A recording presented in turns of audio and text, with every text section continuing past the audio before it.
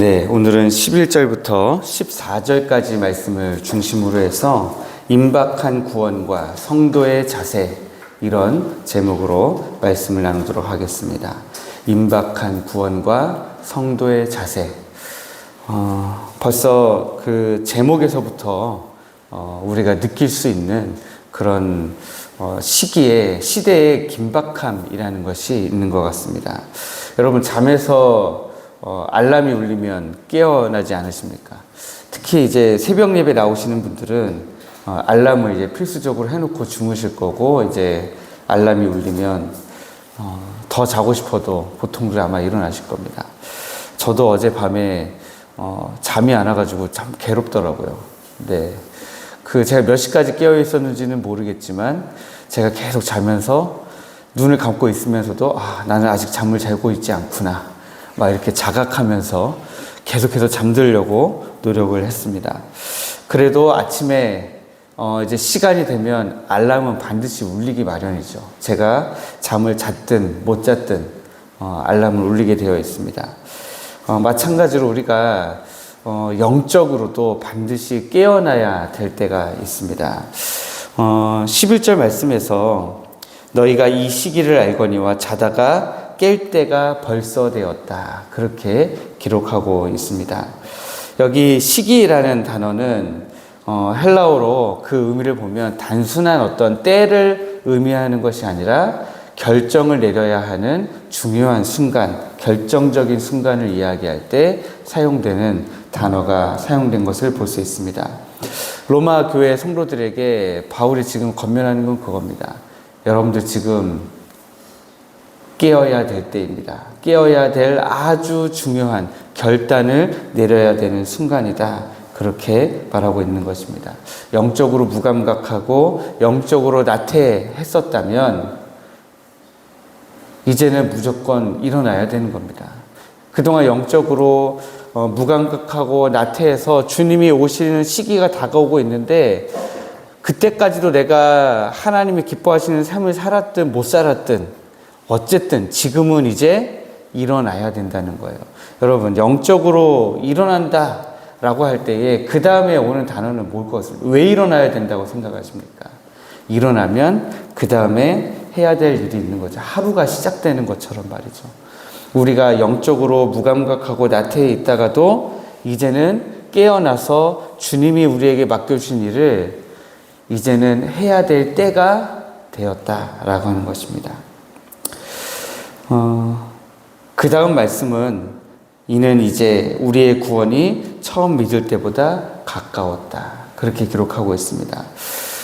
주님께서 다시 이 땅에 오시는 그날, 그리고 주님이 그날에 다시 오셔서 이제 모든 성도들을 완전히 구원하시는 그날, 우리가 이제는 영화의 옷을 입는 그 순간이 다가오고 있습니다. 어쨌든 간에 우리가 오늘이 제일 젊다고 하잖아요. 우리가 이제 살아가는 날 동안에 오늘이 제일 젊습니다. 네. 그런 것처럼 우리가 예수님을 믿는 날 중에 오늘이 주님이 오시는 날 중에 가장 가까운 날이기도 하고요, 가장 먼 날이기도 해요. 그러니까 우리는 어떤 것을 선택해야 됩니까? 주님이 오신 날이 또 하루가 갔구나, 또 하루가 갔구나. 우리가 처음 믿은 날에 비하면 주님 오실 날이 훨씬 가까워졌죠. 저만 해도 벌써 50년이 가까워졌는데요. 여러분들은 몇 년이 가까워지셨습니까? 이런 주님이 이제 곧 오실 때가 다 됐구나 하는 이런 긴박한 어떤 인식, 주님의 날이 임박했구나라고 하는 이런 인식은 우리 삶의 태도를 결정하게 됩니다. 그래서 12절부터 14절까지의 말씀은 그 뒤로 보시면 무엇을 하자, 옷을 입자, 어떻게 하자, 이런 이야기를 바울이 이제 하게 되는 것입니다.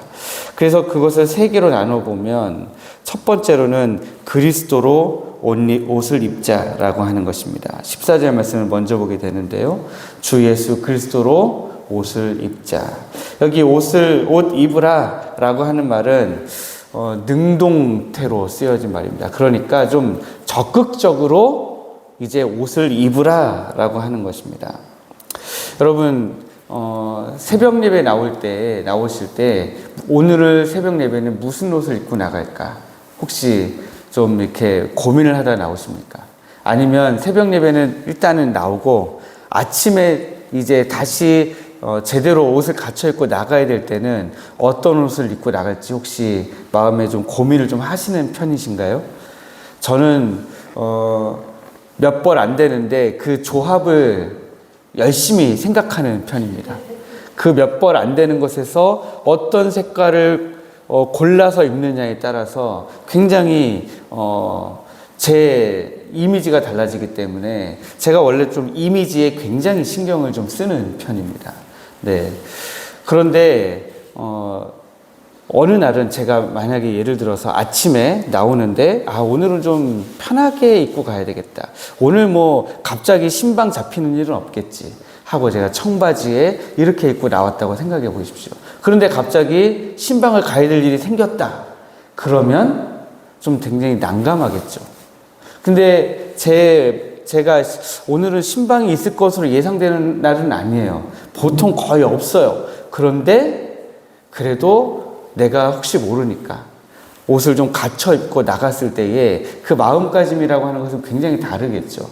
예수 그리스도로 옷 입는다는 게 뭔가 좀 적극적으로 생각해 보면 내가 오늘 예수님이라면 어떻게 하실까라고 하는 것을 좀 적극적으로 생각하면서 살아가는 삶이 아닐까라는 생각을 했습니다. 왜냐하면 옷을 어떻게 입느냐가 내 삶에 내 마음을 반영하는 것이라고 한다면 예수님으로 옷 입는 것도 마찬가지 아니겠습니까? 내가 어떻게 예수님을 따라가는 그리스도인 된 삶을 살아가느냐, 그 내 마음 자세가 내 삶으로 나타나는 거 아니겠습니까? 그게 바로 예수 그리스도로 옷 입으라 라고 하는 말씀이 아닐까 생각을 해보게 되었습니다. 가정에서 배우자나 자녀와 갈등이 생길 때 여러분들 어떻게 지금까지 반응해 오셨습니까? 혹은 여러분들이 살아가는 삶의 곳곳에서 여러 사람들과 부딪힐 때 여러분들은 어떻게 반응해 오셨습니까? 그리스도로 옷 입은 사람은 자신의 권리와 자존심보다는 사랑과 용서, 섬김의 자세를 보통 선택하기 마련입니다. 유혹이나 시험에 직면했을 때 아무도 보지 않는 것 같은 상황에서도 그리스도로 옷 입은 사람은 하나님 앞에서 순결과 정결을 선택합니다. 12절 말씀에서 빛의 갑옷을 입자 하는 것도 결국에는 같은 맥락으로 우리가 볼 수 있는 것이죠. 우리는 항상 예수 그리스도가 내 삶에서 나타나도록 예수님이라면 어떻게 하셨을까? 예수님이라면 지금 무엇을 원하실까를 고민하면서 살아가시면 좋겠습니다. 두 번째로 그리스도로 옷 입는다는 것은 영적인 전투를 하기 위해서 무장하는 것입니다. 오늘 2절에 아까 제가 마지막에 이었던 것처럼 11절에 빛의 갑옷을 입자 했습니다. 12절 말씀에. 에베소서 6장을 가면 하나님의 전신갑주를 좀 더 자세하게 설명하죠. 진리의 허리띠를 띠고 의의 흉배, 또 평안의 복음의 신발, 믿음의 방패, 구원의 투구, 성령의 검. 이 모든 것들은 다 예수 그리스도의 성품과 직결되어 있는 것입니다. 왜냐하면 예수 그리스도께서 진리이시고 의로우시며 평안을 우리에게 주시는 분이시고 우리의 구원이시고 살아있는 말씀이시기 때문에 그렇습니다. 그러므로 그리스도로 옷 입는다라는 것은 이러한 예수 그리스도의 성품의 덕목들을 우리의 삶에서 갖춰 나가는 것을 의미하죠. 그런데 여러분, 이게 우리의 삶에서 말은 쉬운데 너무 어렵잖아요. 네, 쉽지가 않습니다. 그래서 우리가 무엇을 해야 될까요? 그래서 우리가 하나님 앞에 기도하게 되는 것입니다. 하나님, 내가 예수 그리스도로 옷 입는 삶을 살고 싶습니다. 그리고 내가 예수 그리스도의 살아계신 예수 그리스도로 내가 갑옷을 입는 의의 열매로 내 몸을 무장하는 무장하고 싶습니다. 그런데 하나님, 그게 참 너무 어렵네요. 하나님, 어떻게 하면 좋을까요? 하나님, 나에게 지혜를 주십시오. 나에게 은혜를 주십시오. 그렇게 우리가 기도하면서 나아가게 되는 것이죠. 그래서 그리스도로 옷 입는다는 것은 이러한 기도를 통해서 내적인 변화를 만들어가는 것을 이야기합니다. 14절 후반부에 정욕을 위하여 육신의 일을 도모하지 말라, 그렇게 말씀하고 있습니다. 육신의 욕망을 충족시키기 위한 계획이나 준비를 하지 말라는 것입니다. 단순히 겉으로만 그냥 좀 이렇게 성도처럼 살아가는 모습을 이야기하는 것이 아니라, 우리 주님이 원하시는 것은, 바울 사도가 이야기하는 것은 완전히 내면으로부터 변화를 일으켜야 된다라고 하는 것입니다.